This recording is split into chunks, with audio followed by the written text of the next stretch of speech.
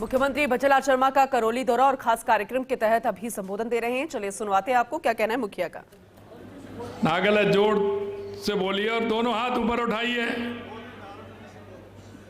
दोनों हाथ, माता बहने भी दोनों हाथ ऊपर उठाइए और जोर से बोलिए, भारत माता की, भारत माता की, भारत माता की, कैला मैया की, मदन मोहन जी महाराज की, बालाजी महाराज की, महावीर जी की, जगदीश मंदिर कैमरी और बहराए माता की और आप सभी की। अरे हाथ नहीं, मुष्ट का बना करके दीजिए। आज के इस कार्यक्रम में नागल शेरपुर के किसान सम्मेलन में मंच पर विराजमान, जिनको अभी आपने सुना, ऐसे आपके लाल और आपके सुख दुख हर पल आपकी चिंता करने वाले कैबिनेट में मेरे साथी कृषि मंत्री सम्मानीय किरोड़ीलाल मीणा जी, मेरे साथ अभी चम्बल नदी पर बन रहे उस एनीकट को, जो बूंदी जिले के गुहाटा ग्राम के पास चम्बल नदी पर जो राम जल सेतु बन रहा है। डॉक्टर साहब कह रहे थे कि उसके नीचे भी पानी और ऊपर भी पानी। जो राजस्थान के 17 जिलों में वो पानी आएगा, उस राम जल सेतु को मैं आज देखने के लिए, उसका निरीक्षण करने के लिए जमीन पर आ गया। जमीन से ऊपर जब बन रहा है तो उसका मुहूर्त करने के लिए मैं गया था। मैंने कहा है कि वो समय पर बने और समय पर जो हमारे किसानों को हमने वायदा किया है वो पूरा हो। आज मैं ऐसे उस का निरीक्षण करके नमनेरा बैराज का पानी पंप हाउस के माध्यम से जो यहाँ आने वाला है उसको देख करके मैं आया हूँ। मित्रों, उसके हमारे मंत्री, कैबिनेट के हमारे दूसरे साथी सिंचाई मंत्री भाई सुरेश रावत जी, आप हमेशा देखते हैं आपके यहाँ के प्रभारी हैं, उनको भी आपने सुना। गृह राज्य मंत्री भाई जवाहर सिंह जी बेड़म साहब, विधायक करौली श्री दर्शन सिंह जी गुर्जर साहब, विधायक सपोटरा हंसराज मीना जी, विधायक सिकराय विक्रम बंसीवाल जी, विधायक लालसोट रामविलास मीना जी, विधायक महुआ राजेंद्र मीना जी, हमारे प्रदेश के उपाध्यक्ष और संभाग के प्रभारी भाई बिहारी लाल बिश्नोई जी, पार्टी के जिला अध्यक्ष श्री गोवर्धन सिंह जादौन साहब और यहाँ से हमारे विधायक प्रत्याशी रहे भाई रामनिवास मीना जी, और इस कार्यक्रम में आए मेरे सभी पूजा योग बुजुर्गों, माताओं, बहनों, मेरे सभी युवा साथियों, क्योंकि ये भक्ति की धरती है, ये शक्ति की धरती है। करौली माँ, कैला मैया, मदन मोहन जी, बालाजी महाराज, बहराए माता, महावीर जी, सभी का आपको आशीर्वाद है। ये भूमि पवित्र भूमि है। इस भूमि को मैं प्रणाम करता हूँ, नमन करता हूँ और आप सभी को भी मैं प्रणाम करता हूँ। मेरे भाइयों, आज मुझे यहाँ आने का मौका मिला है और वो भी एक किसान सम्मेलन में। मित्रों, वास्तविकता तो यह है कि किसान के दर्द को, किसान की समस्या को मेरे से ज्यादा कोई नहीं जान सकता है। अभी जब मैं हेलीकॉप्टर से आ रहा था तो मैं गांव में देख रहा था, गांव के नीचे जब मैंने देखा तो कहीं खेत में मुझे तूरी के ढेर मिले थे, सरसों कट गई है, कहीं गेहूं की कटाव के आपने खिरान उठा लिया, उसको गेहूं को निकाल लाए, वो भी मेरे को दिखा। कहीं छोटी छोटी क्यारियां मुझे दिखी तो कहीं बड़े भरे भी मेरे को दिखे, बड़े पग जो होते हैं वो भी मेरे को देखने को मिले। मैं ये इसलिए आपसे कहना चाहता हूं कि किसान का जो जीवन है वो बड़ा अलग है, क्योंकि किसान के जीवन में कभी टाइम टेबल नहीं होता है। जब खेती का काम आता है, मेरा किसान सुबह से रात तक खेती में लगा रहता है। ये मेरी माता बहनें हैं, मैं जानता हूं कि घर का काम भी करती हैं, रोटी पानी भी बनाती हैं, गाय भैंस की भी करती हैं और बराबर आपके साथ खेत पर भी काम करने के लिए जाती है। मैं ऐसी माता बहनों को भी प्रणाम करता हूं। लगातार हमारी सरकार किसान के हित को देखते हुए काम कर रही है। जब हम राजस्थान के अंदर हमारी सरकार आई थी, हमने सोचा कि राजस्थान में क्या करना है, हमारे किसान को, हमारे मजदूर को, हमारी महिला को, हमारे युवा को क्या आवश्यकता है। क्योंकि देश के यशस्वी प्रधानमंत्री नरेंद्र मोदी जी कहते हैं, अगर हमारे देश का किसान आगे बढ़ेगा तो हमारा देश आगे बढ़ेगा। अगर हमारे किसान के साथ साथ हमारा युवा आगे बढ़ेगा तो हमारा देश आगे बढ़ेगा, हमारा मजदूर आगे बढ़ेगा तो हमारा देश आगे बढ़ेगा, और हमारी माता बहनें आगे बढ़ेंगे तो हमारा देश आगे बढ़ेगा। उन्होंने कहा कि 4 जातियां हैं, क्योंकि हम जातियों में बंटकर के और कोई लाभ तो नहीं मिलता, लेकिन चुनाव के समय में कई सपने जरूर दिखा देते हैं और उसके बाद कोई नहीं आता है, कोई नहीं आता है। प्रधानमंत्री जी ने कहा है कि 4 जातियां हैं, और वो जातियां हैं किसान, मजदूर, महिला और युवा। अगर इन 4 जातियों का भला होगा तो मेरे गांव का भी भला होगा, मेरी तहसील का भी भला होगा, मेरे प्रदेश का भी भला होगा और मेरे देश का भी भला होगा। मेरे भाई और बहनों, मैं ये कहना चाहता हूं, जब हम राजस्थान में आए थे तो हमने देखा था कि हमारा राजस्थान कैसे आगे बढ़ सकता है, हमारी पहली आवश्यकता कौन सी है जिससे हमारा किसान मजदूर आगे बढ़ सकता है। तो हमें लगा कि हमारे राजस्थान के लिए सबसे ज्यादा पानी की आवश्यकता है। अगर मेरे किसान को पानी मिल जाए तो मैं आलू से सोना तो नहीं बना सकता, लेकिन मेरे किसान की प्यासी धरती को पानी मिल जाए तो मेरा किसान जरूर सोना उगाने का काम करेगा। इसलिए सबसे पहले हमने देखा कि किसान को पानी की आवश्यकता है।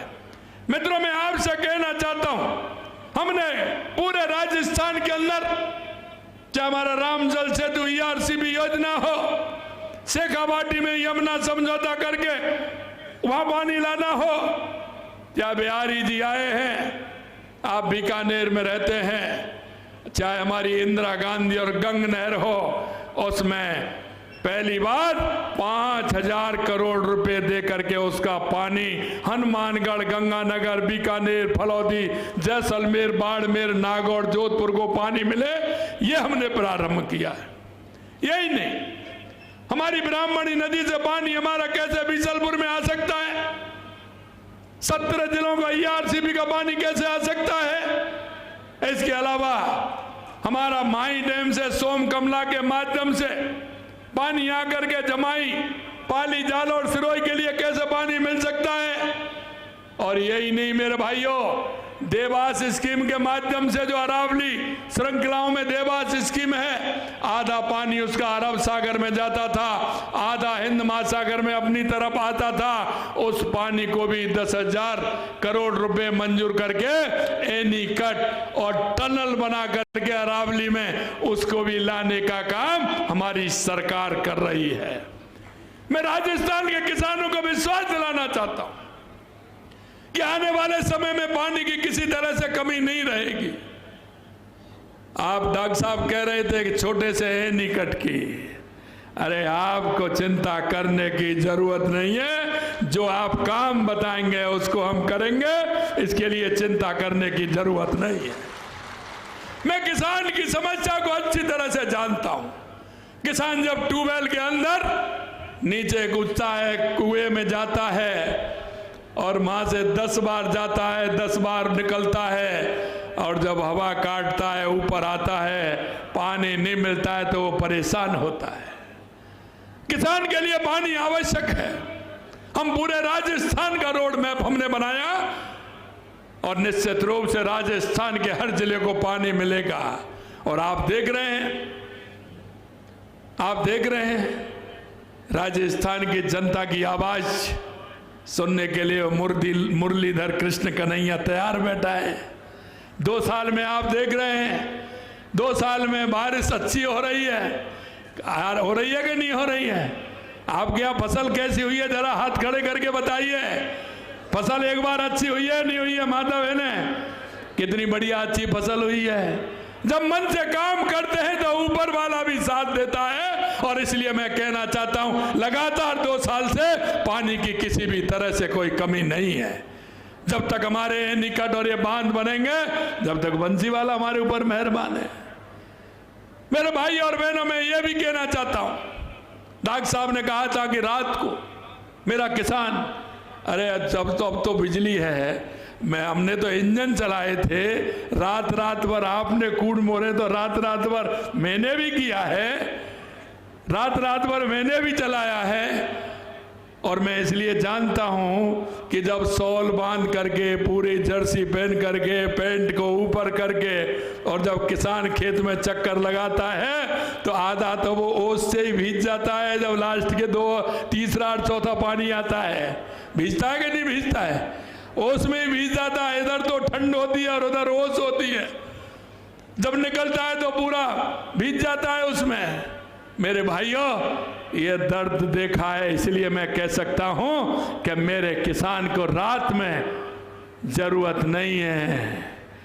हमने कहा 2027 तक किसान को दिन में बिजली मिलेगी। सुबह 8 बजे जाएगा, शाम को 5 बजे 6 बजे लौट के आएगा, अपने घर परिवार के साथ टीवी देखेगा, खाना खाएगा, चैन की नींद सोएगा। आपको चिंता करने की जरूरत नहीं है। हमने राजस्थान के 24 जिलों को दिन में बिजली देने का काम प्रारंभ कर दिया है। 2027 तक सभी जिलों में हम दिन में बिजली देने का काम करेंगे, ये बात हमने की थी। तीसरी बात और है कि हमारे किसान का जो बेटा बेटी होती है, उसके मन में यह होता है कि मेरा बेटा पढ़ेगा, नौकरी लगेगी तो वो मेरा सहारा बनेगा। और मुझे ये भी पता है, जब किसान को आवश्यकता होती है अपने बच्चे को पढ़ाने की, हॉस्टल में दाखिला देने की, कोचिंग कराने की, वो रात के अंधेरे में किसी के पास जाता है और पैसा लेकर के आता है। और जब पैसा लेकर के आता है तो अपने बेटा और बेटी से कहता है कि तेरे को मेहनत करनी है, पढ़ाई करनी है, क्योंकि दूसरे का पैसा भी चुकाना है। उसी दिन से किसान के अंदर चिंता लग जाती है। और बेटा बेटी भी विश्वास दिलाते थे कि चिंता मत करिए, मैं पढ़ूंगा, मेहनत करूंगा, पेपर में पास होऊंगा। लेकिन कुठाराघात हो जाता था, पेपर लीक हो जाते थे, पेपर आउट हो जाते थे, पिता भी रोता था और बेटा और बेटी भी रोते थे। मैंने उसी दिन कहा था कि यह मोदी जी की सरकार है, डबल इंजन की सरकार है। कोई भी पेपर लीक नहीं होने दिया जाएगा और जिसने युवाओं के साथ धोखा किया है उनकी जगह जेल के अंदर है, उनको जेल में पहुंचाया जाएगा। मैं आपसे कहना चाहता हूं, क्या 400 से ज्यादा लोग जेल में हैं, 135 से ज्यादा FIR दर्ज है, उनका भी इंतजाम किया है और 2.25 साल के अंदर एक भी पेपर लीक नहीं हुआ है। ये हमने करके बताया है कि हम किसान के बेटे के साथ और बेटी के साथ किसी तरह से धोखा नहीं होने देंगे। इसके साथ साथ हमने ये भी किया है कि हमने पहली साल में राइजिंग राजस्थान किया और राइजिंग राजस्थान के माध्यम से 35 लाख करोड़ के MOU हुए और उस MOU के माध्यम से 9 लाख करोड़ के काम जमीन पर उतरे हैं। MOU वालों ने भी कहा कि हमको पानी की आवश्यकता है, हमने कहा किसान को भी पानी देंगे, उपभोक्ता को भी पानी देंगे और उद्योग को भी पानी देंगे। आप आइए, उद्योग लगाइए। 9 लाख करोड़ का काम लगभग नीचे उतर गया। मैं मेरे युवा भाई बहनों से कहना चाहता हूं, उनको हम युवा नीति भी लेकर के आए और युवा नीति इसलिए लेकर के आए जिन भाई बहनों के मन में है कि वो कोई भी उद्योग लगा सकते हैं, कोई अपना काम कर सकते हैं, तो वो भी लगाएं। क्योंकि मैं इस बात को भी जानता हूं, कोई भी हो, जब युवा को, मेरे को 20 साल 22 साल 25 साल के युवा को पैसे की आवश्यकता होती है, पिताजी के पास होता नहीं है, और जब भी वो किसी के पास जाता है तो लोग विश्वास नहीं करते हैं। सबसे पहले तो वो जो नजदीकी होते हैं वो ही मने करते हैं, मेरा तो ये काम आ गया, मेरा ये काम आ गया।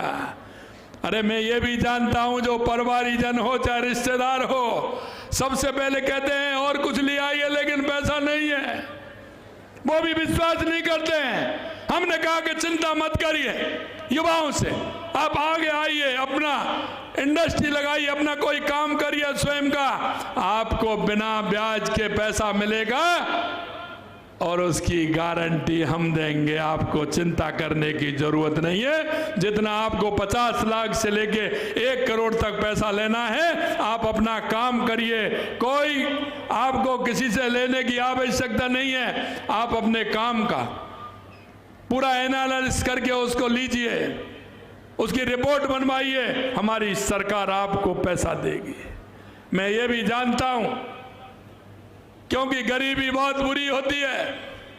आप देखते हैं गांव में हमारी माता बहनें जिस तरह से काम करती हैं, गाय भैंस को दिन भर लगी रहती हैं चारा डालने, कभी सानी करने के लिए, कभी पानी पिलाने के लिए, और सुबह जब होता है तो वो दूध निकालती हैं गाय भैंस का और डेयरी पर पहुंच जाती हैं और डेयरी पर पहुंच करके उस दूध को डेयरी पर देती हैं। लेकिन गरीबी बहुत बुरी होती है, वो उसको अपने नौनिहालों को भी दूध नहीं रख पाती है, क्योंकि उसको सामने कई चीज दिखी होती है, घर का, परिवार का खर्चा दिखता है, किसी को पढ़ाना होता है, वो पूरा का पूरा दूध डेयरी पर नाप देती हैं। मैंने कहा ऐसे नहीं होना चाहिए, मेरे नवनिहाल मेरे कमजोर हो जाएंगे। इसलिए हमने 4 दिन से बढ़ाकर 5 दिन किया और दूध भी बढ़ाया है, जिससे हमारे 5-6 साल के नौनिहालों को आंगनबाड़ी पर दूध मिल सके और उनकी ठीक तरह से वो अपनी ग्रोथ कर सके। ये भी किया है। इसके साथ साथ हमने ये भी किया है कि जो आप डेयरी पर जो दूध देने जाती हैं, उसमें 5 रुपए लीटर का अनुदान हमारी सरकार देती है। और मैं माता बहनों से कहना चाहता हूं, आप हिसाब लगाना सीख लीजिए, उसमें 5 रुपया लीटर को पहले ही निकाल लीजिए, वो स्पेशल आपको दिया हुआ है। 5 रुपए लीटर का हमारी सरकार अनुदान देती है, जिससे किसी भी तरह से हमारी माता बहनों को, हमारे गाय भैंस पालने वाले को परेशानी नहीं हो। क्योंकि पशुपालन हमारे किसान की रीढ़ की हड्डी होता है, और वो रीढ़ की हड्डी होता है, और जब उसकी आर्थिक स्थिति खेती से नहीं चल सकती, तो पशुपालन से उसको कैसे मजबूती देनी है, ये भी हम कर रहे हैं। और आपने देखा होगा हमने मोबाइल यूनिट भी हम आपको दिए हैं। वो इसलिए दिए हैं कि आपके पास अगर कोई साधन नहीं है तो बुग्गा वाला भी आएगा, कोई 407 वाला आएगा या कोई भी आएगा आपको लेकर के जाएगा गाय भैंस को, तो वो भी 1000 रुपये से कम नहीं लेता है। हमने कहा इसके लिए मोबाइल वेटरनरी हमने मोबाइल की यूनिट वो लगा दी, गाड़ियां, वो आप उसको फोन करिए, वो आपके यहाँ आ जाएगी, इलाज भी करेगी, सारा काम करेगी। और आवश्यकता होगी तो वो डॉक्टर को भी बुला के आपके यहाँ इलाज कराएगी। जैसे मेरे किसान का पैसा किसी भी तरह से खर्चा नहीं हो। मेरे भाई और बहनों, हम किसान की एक एक बात को जानते हैं। हम किसान को यह भी जानते हैं कि हमारा किसान कैसे आगे बढ़ सकता है। मैं आपसे अनुरोध करना चाहता हूं, हमारे पूर्वज जब खेती करते थे उन्होंने खेती की और हमारी जमीन को बिल्कुल पूरी तरह से सुरक्षित हमको दे करके गए। लेकिन हम क्या कर रहे हैं, उसमें खाद का उपयोग ज्यादा कर रहे हैं, डाई का उपयोग हम उसमें ज्यादा कर रहे हैं, हमारी उस खेती को खराब कर रहे हैं। मैं हमेशा कहता हूं मेरे भाइयों बहनों, मैं एक बात कहता हूं कि उस खेती को बचा के रखना है आगे वाली आने वाली पीढ़ी को, जिससे कि वो भी उसकी उपज ठीक प्रकार से कर सके। तो हम यूरिया डाई उसमें कम उपयोग करें। आपके पास कृषि विभाग के पर्यवेक्षक मौजूद हैं, आपके गांव में आते हैं, अपनी मृदा को चेक कराइए, मिट्टी को चेक कराइए, उसमें कितनी आवश्यकता है, कितनी डाई की आवश्यकता है, कितने यूरिया की आवश्यकता है, उतना ही डालिए। लेकिन अब क्या हो रहा है, हम डालते जा रहे हैं, बढ़ाते जा रहे हैं, हर साल 5 किलो बढ़ा देते हैं, 2.5 किलो बढ़ा देते हैं। ये मत बढ़ाइए, इससे हमारी खेती खराब होती है। बारिश के समय में अंदर पानी नहीं जाता है।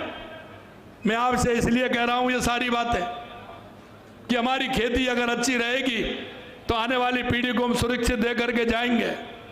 मैं आपसे ये भी कहूंगा, क्योंकि बारिश जब आती है ढैंचा ग्वार उसमें डाल दीजिए, 25 दिन बाद 1 महीने बाद उसको हैरों से या हल से उसको काट दीजिए तो हरी खाद हो जाएगी, उसका फायदा उसमें हो जाएगा।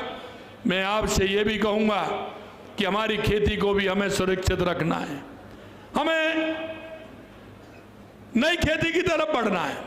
हम परंपरागत खेती कर रहे हैं। अभी मैंने देखा कितनी बढ़िया उसने मेरे को दिखाया कि खीरा से लेकर के, मिर्च से लेकर के, टमाटर से लेकर के और पपीता वगैरह सब बहुत अच्छे लग रहे हैं।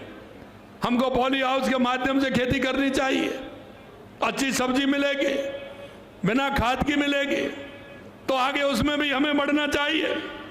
मैं आपसे ये भी कहूँगा मेरे भाइयों कि किसान अपनी किसान की जिम्मेदारी भी ले। क्यों कि कई किसान तो ऐसे हैं जो वो खेती नहीं करते, जमीन है वो उठा के चले जाते हैं, बटाई पे दे देते हैं। और बटाई वाला क्या करता है, वो ये सोचता है 1 साल दिए अगली साल दे, पता नहीं दे, 1 साल में ही निकाल लो इसमें से, तो वो डाई और यूरिया वो ज़्यादा देता है, वो खेती को और ज़्यादा खराब करता है। अरे एक बार बो दीजिए, आप ही बो दीजिए, कटवाई, अब तो यंत्र ऐसे चल गए, मशीनरी का जो युग है, इसलिए उसको भी करें।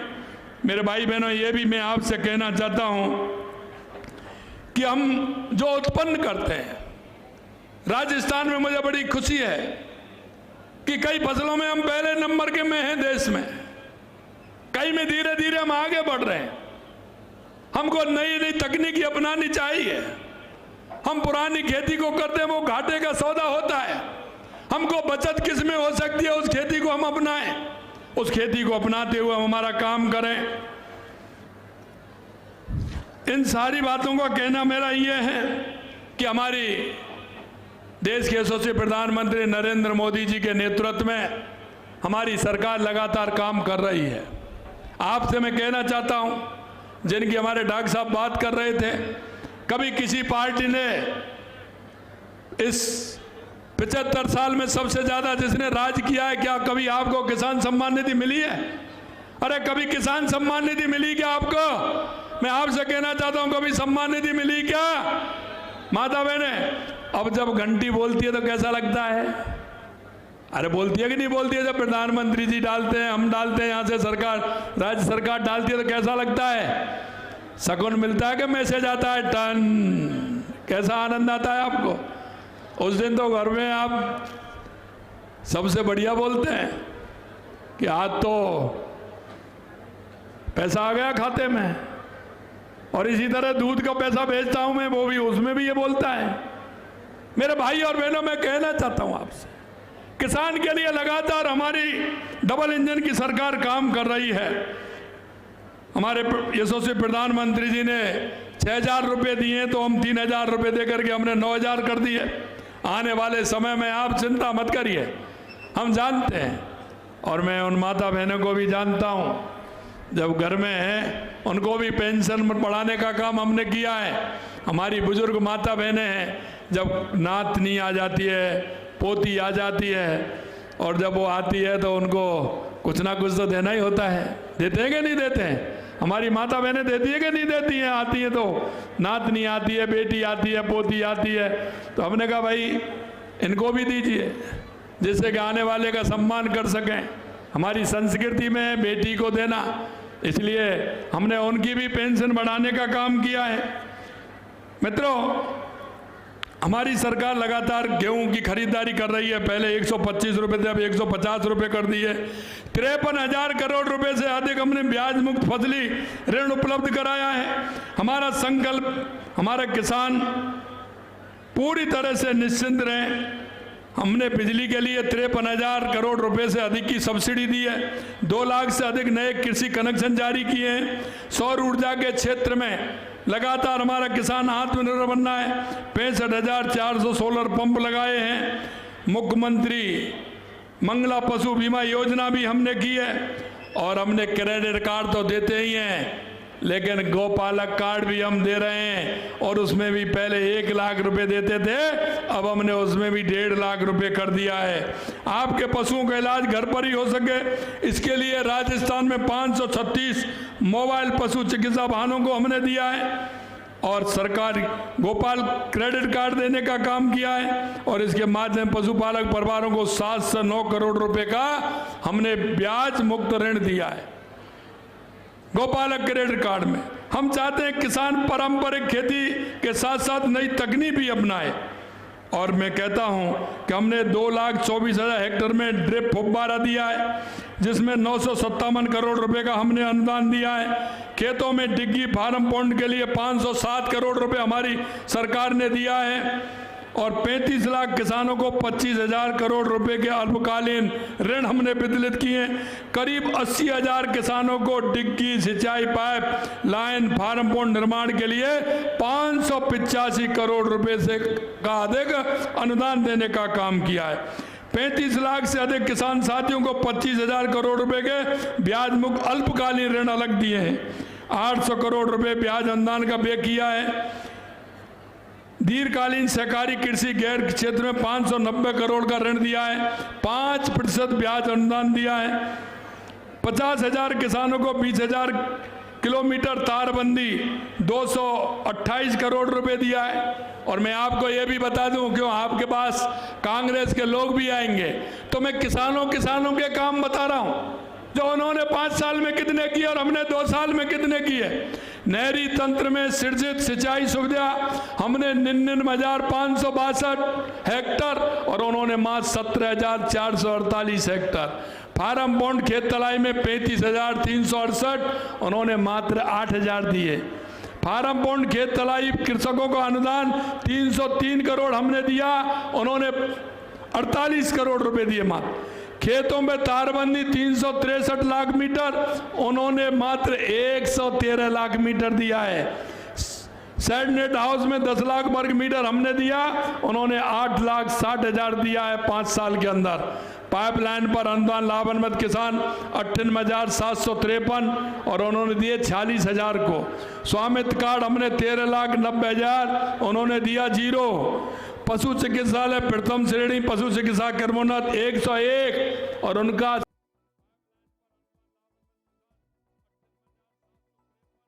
उन्होंने दिए 46,000 को। स्वामित्व कार्ड हमने 13,90,000, उन्होंने दिया 0। पशु चिकित्सालय प्रथम श्रेणी पशु चिकित्सा क्रमोन्नत 101, और उनका सिर्फ 2 साल में 1 और 5 साल में 49 दिए उन्होंने। और हमने 1 साल में 2 साल में 101 दिए। बहुउद्देशीय पशु चिकित्सा में क्रमोन्नत हमारे 50, उनकी 0। ये मैं आपको इसलिए बता रहा हूं कि एक किसान से संबंधित काम है पूरा जो हमने किया है। अंत में मैं आपसे इतना कहूंगा मेरे भाई और बहनों, हम हर समस्या के लिए, उसके समाधान के लिए हम तैयार हैं। अगर मैं करौली जिले की बात करूं तो हमने लगभग 2,500 करोड़ रुपए की बजट में घोषणा की है। कोई भी विधानसभा ऐसी नहीं है जिसमें 500, 700, 800, 1000 करोड़ रुपए से हमने कम पैसा दिया हो, क्योंकि हम जानते हैं हम सबको समान मानते हुए काम करते हैं। हम राजस्थान की 8 करोड़ जनता के लिए काम करते हैं। हमारे सभी लोग हैं, किसान मजदूर से लेकर के हम सभी के काम के लिए काम कर रहे हैं। मैं आपसे कहना चाहता हूं कि लगातार हमने 60 करोड़ रुपए की लागत से सलेमपुर से बालोती, डाबरा, शेखपुरा, गोडरा रोड हमने में हाई लेवल ब्रिज का काम किया। 25 करोड़ की लागत नादौती, महावीर जी, खेड़ा रोड, गंभीर नदी पर उच्च स्तरीय पुल निर्माण प्रारंभ हो चुका है। 22 करोड़ से मोटियापुरा से जगरबाया, हरिरामपुरा सड़क चौड़ाई का कार्य प्रारंभ हो गया। सपोटरा तथा टोड़ा भीम सामुदायिक स्वास्थ्य केंद्र को उप जिला चिकित्सालय बनाया जा चुका है। गुड़ला में उप स्वास्थ्य केंद्र को प्राथमिक स्वास्थ्य केंद्र कर दिया है। करौली में नवीन सैटेलाइट चिकित्सालय खोला गया है। सामुदायिक स्वास्थ्य केंद्र करौली में बेड क्षमता बढ़ाई गई है। किरबाड़ा उप स्वास्थ्य केंद्र को प्राथमिक स्वास्थ्य केंद्र में क्रमोन्नत किया है। 3 प्रवेश का विद्यालयों को वरिष्ठ उपाध्याय में क्रमोन्नत किया है। और भी तो बहुत है, कितना बोलूं मैं, पूरा बहुत आवश्यक है। और मैं आया था तो महिलाओं ने कहा, मैं पहले तो सभी महिलाओं को मैं प्रणाम करता हूं। मेरे को पहली बार महिलाओं जब मैं आ रहा था तो लाइन लग के सभी माता बहनों ने मेरे से कहा, मेरी कई दादी थी उसमें, बहुत बुजुर्ग दादी थी मेरी उसमें, कई बहनें थी, सभी ने मेरे से कहा कि इस गांव में कॉलेज होना चाहिए।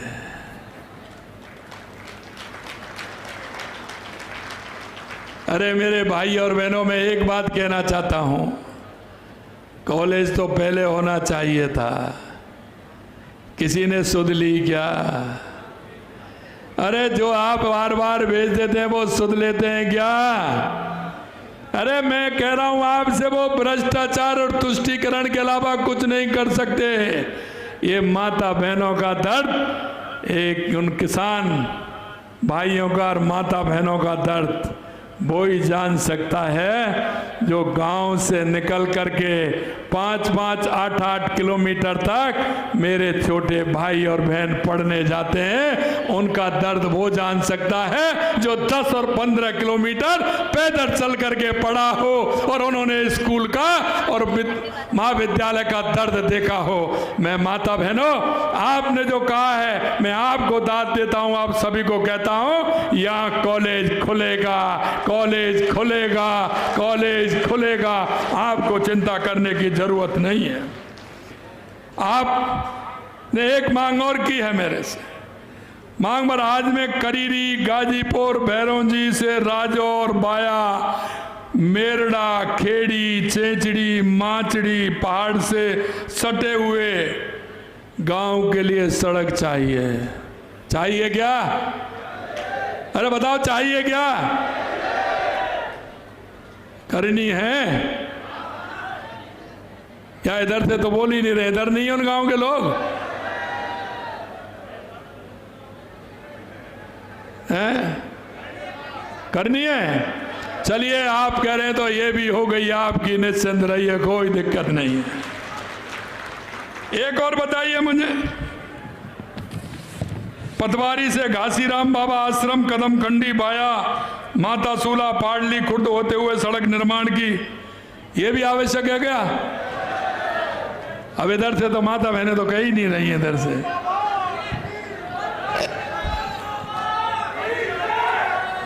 बोले काशीराम बाबा की। अब बाबा है तो अपने आप सड़क तो बनवा ही लेगा। बाबा को बाबा मिल गया ना, है? काशीराम बाबा को करोड़ीलाल बाबा मिल गया ना, है? तो ये करनी है ना बाबा वाली सड़क। चलिए, आपकी ये भी हो गई।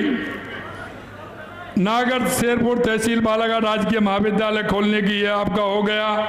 एक आपने कहा है एनीकट के लिए, निश्चित रूप से मैं हमारे सिंचाई विभाग के अधिकारियों से कहूँगा वहाँ की विजिबिलिटी देखेंगे और आपका ये काम भी होगा, आप चिंता मत करिए, वो भी हम करेंगे, आपको कोई चिंता करने की ज़रूरत नहीं है। साथियों, जब किसान के घर में खुशहाली आती है तो उसका असर पूरे ग्रामीण परिवेश पर पड़ता है।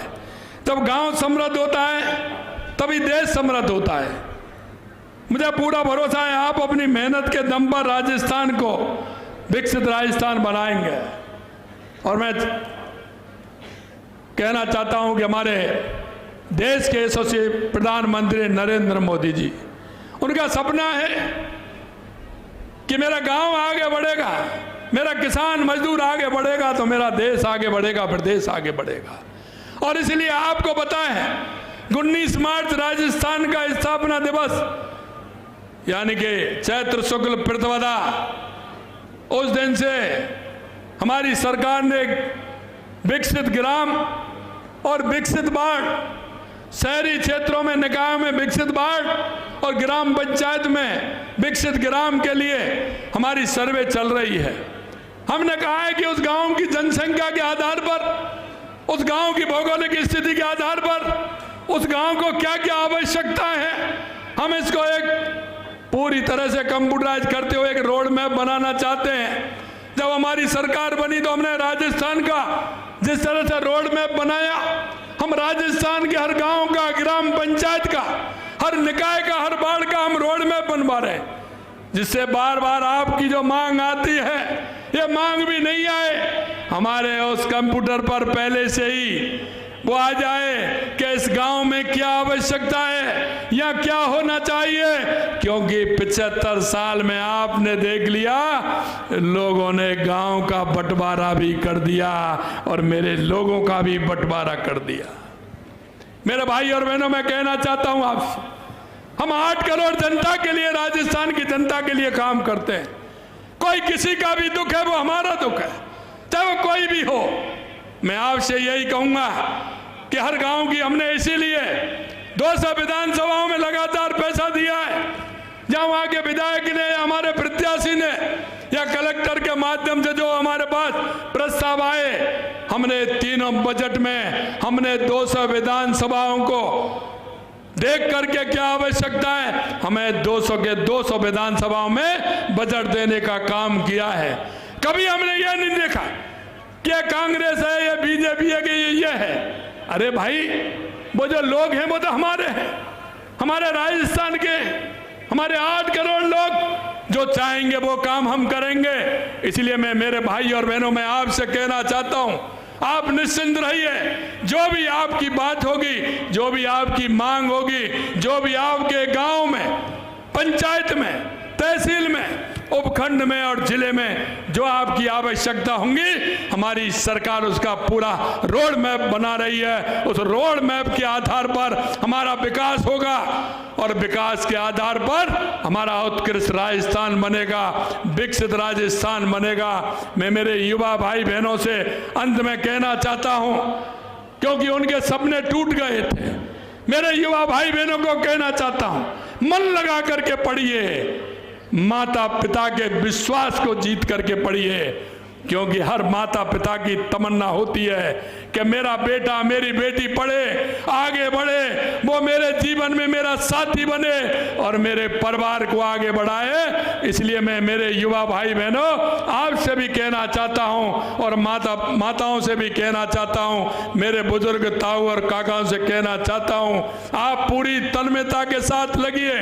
लोग तो आपके पास आएंगे, कई तरह के सपने दिखाएंगे, कोई आरक्षण का नाग अलापेगा, कोई कौन सा राग अलापेगा, लेकिन अगर विकास होना है तो देश के यशस्वी प्रधानमंत्री नरेंद्र मोदी जी के नेतृत्व में होना है। इसलिए आप सबको पूरी तैयारी के साथ, अरे मैं जानता हूं वो आपके पास आते हैं, जब घर का भाई काम में नहीं आता है, परिवार काम में, रिश्तेदार, तो वो काम में आ जाएगा, आपके में कोई आने वाला नहीं है। इसलिए मैं आपसे यही कहूंगा कि आप पूरी तरह से, जिस तरह से जो चाहते हैं, हमारी सरकार पूरी तरह तैयार है, आप भी तैयार हों और राजस्थान को विकसित राजस्थान बनाएं।